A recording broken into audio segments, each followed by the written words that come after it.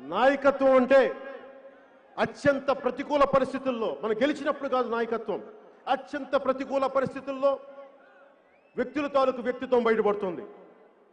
విజయం వచ్చినప్పుడు ఎలా ఉన్నామని కాదు, అపజయం వచ్చినప్పుడు ఎలా నిలబడ్డావు అన్నదే ముఖ్యం. నాయకత్వం అనేది ఎంత డబ్బు ఉంది, ఎంత పేరుంది, ఎంత అధికారం ఉంది కాదు, ఎంత ఒత్తిడిని తీసుకోగలం, ఎంత మందిని ప్రభావితం చేయగలం, ఎన్ని అవరోధాలైనా సరే నువ్వు అనుకున్న నిర్దిష్ట లక్ష్యాన్ని చేరుకోగలవా లేదా అన్నదే ముఖ్యం. నాయకత్వం వహించడం అంటే తను సర్వస్వం పోగొట్టుకున్న తను నమ్ముకున్న వారిని గెలిపించడం,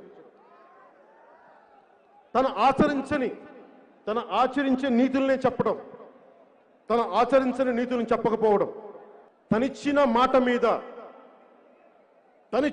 మీద మాట తప్ప మడం తిప్ప ఇలా కాదు, తనిచ్చిన మాట మీద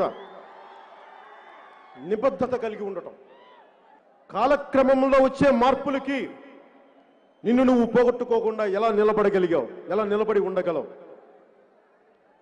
ద్వేషించే శత్రువులను కూడా, మనల్ని ద్వేషించే శత్రువులను కూడా క్షమించి వదిలేయటం. నాయకత్వం అంటే పట్టు విడుపు ఉండటం.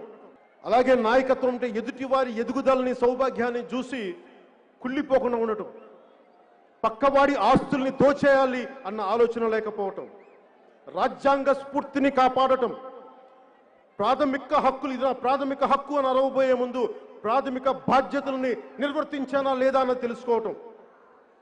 మనం చేసే ప్రతి పని దేశ ప్రగతికి, సమాజ శ్రేయస్సు, మనం చేసే ప్రతి పని దేశ ప్రగతికి ఉపయోగపడుతుందా, సమాజ శ్రేయస్సుని కోరుకుంటుందా అన్న దిశలో ఉందా లేదా అన్నది మనందరం ఆలోచించాలి.